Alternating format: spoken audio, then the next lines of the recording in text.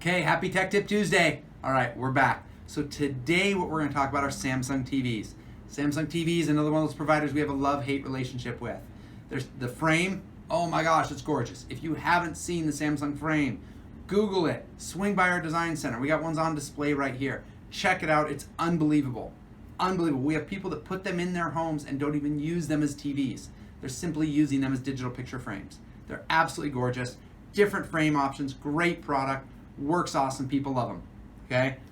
That being said, those TVs, because they are a network-enabled TV, they do take longer to power down and longer to power back up.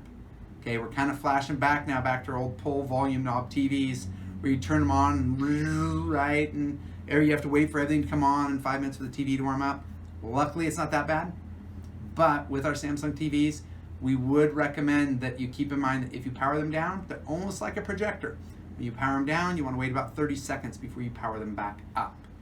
If not, we've seen issues where the network card in them, so all of your smart content, won't load. Or if you're using a control platform like Control4, Alon G, Crestron, any of those, because they're all controlling through that network port, it can cause a problem. Okay? Last thing, the other thing we've seen on them is sometimes when there's a power outage, when that TV gets power back, you have to manually turn on the TV the first time, using either the button on the TV or the original remote. Okay? But their new Q series, if you watch our CEDIA Expo, our CEDIA feature, link to it down here. There's a spot you can click on it. We talk about the game mode on the new Samsung TVs. Super cool.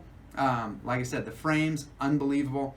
Absolutely awesome product. I run one of them in my own house and I love it. Okay? That's it for today. Have a great Tuesday.